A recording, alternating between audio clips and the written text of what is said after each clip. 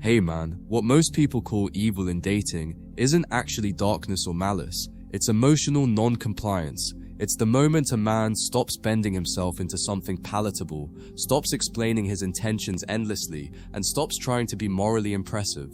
From the outside, this looks cold, indifferent, even ruthless. But psychologically, what's happening is much simpler.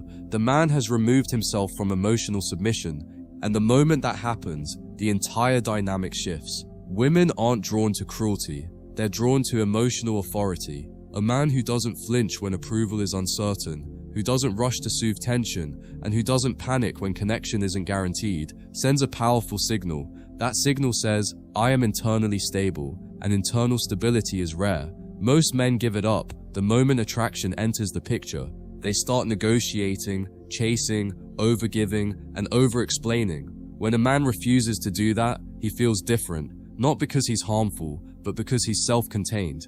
This is where the confusion begins. Women don't experience this shift consciously. They don't think, he's bad, therefore I want him. What they feel instead is a subtle rebalancing of power.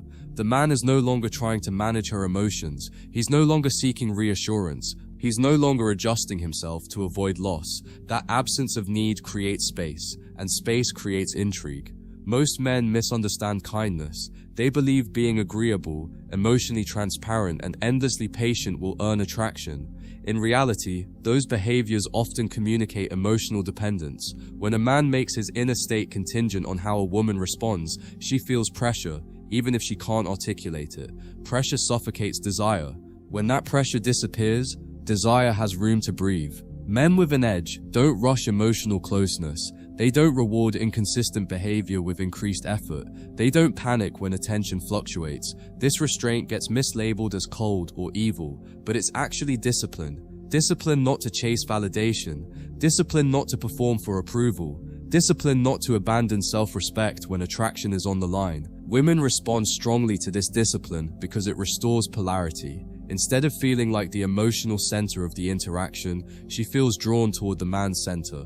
That pull isn't created by dominance or manipulation, it's created by gravity. A grounded man has gravity, a reactive man does not. This is also why men who stop explaining themselves suddenly become more attractive. Explanation is often a disguised form of seeking permission. When a man feels the need to justify his boundaries, his pace, or his decisions, he subtly communicates insecurity. A man who calmly acts without needing agreement communicates certainty. Certainty is calming, calm is compelling. The so-called edge is simply a refusal to be emotionally hijacked. It's the ability to say no without anger, to walk away without drama, to remain warm without becoming pliable. This balance is rare, and rarity is attractive, not because women crave chaos, but because they crave containment. Containment means a man can hold desire without letting it run him. He can feel interest without becoming desperate. He can enjoy connection without fearing loss. That emotional self-command is often mistaken for indifference, but it's actually presence without attachment, and that presence changes how interactions unfold. So when people say women are easy for men with an edge, what they're really observing is this. When a man stops trying to be chosen and starts choosing himself, resistance dissolves. The dynamic becomes lighter, freer, and more fluid, not because the man is harmful, but because he is no longer handing over his power. Say continue, and I'll deliver paragraphs 11-20, where we go deeper into why moral overperformance kills attraction and how self-command reverses it.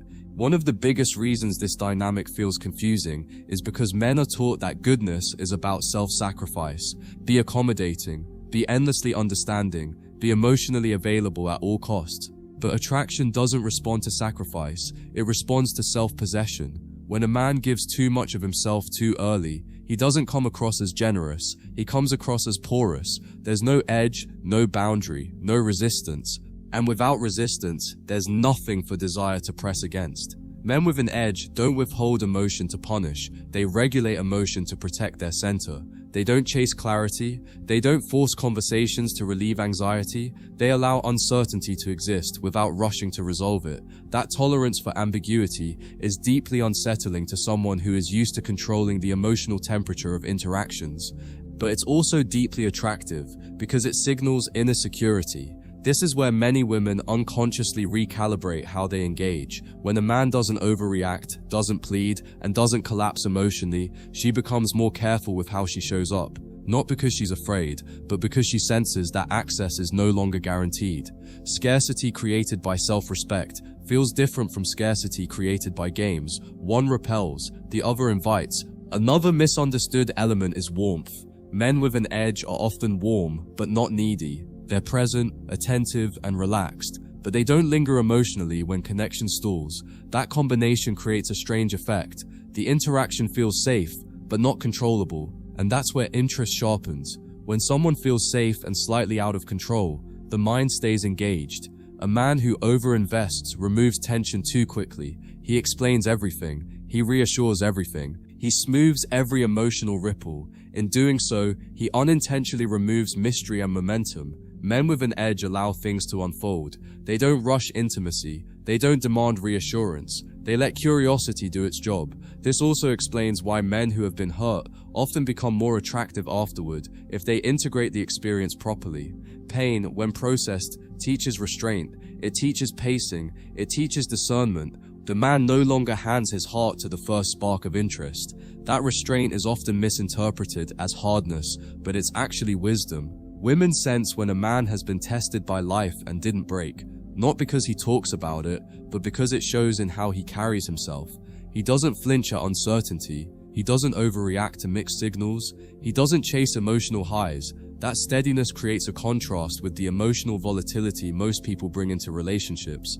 This is where the idea of evil collapses completely. Nothing about this approach is cruel. It doesn't involve manipulation, deception, or harm. It involves self-governance. A man who governs himself doesn't need to govern others. He doesn't need control, because he already has control internally. And here's the uncomfortable truth many avoid. Attraction isn't moral, it's neurological. Nervous systems respond to signals of stability, confidence, and emotional containment. When those signals are present, connection flows. When they're absent, connection strains, no matter how nice someone is. So what people label as darkness is often just emotional neutrality combined with strong boundaries. It's a man who won't beg to be chosen, who won't stay where he's uncertain, who won't trade dignity for approval. And when that posture becomes consistent, interactions change effortlessly. At this point, the pattern should be clear. When a man stops chasing emotional certainty, women stop feeling chased. When he stops trying to manage reactions, interactions stop feeling heavy. What changes isn't the woman, it's the emotional field around the man. The moment he becomes internally sufficient, everything external reorganizes around that stability. Conversations feel lighter, attraction flows more freely, resistance dissolves without force. This doesn't mean every woman suddenly becomes interested, and that's important. Men with an edge aren't universally liked. They're selectively attractive. They repel people who seek control, reassurance, or emotional dependency, and they attract people who respect autonomy, strength, and calm. That selectivity is a feature, not a flaw. It filters dynamics before they become draining. The greatest mistake men make is trying to appear edgy rather than becoming centered.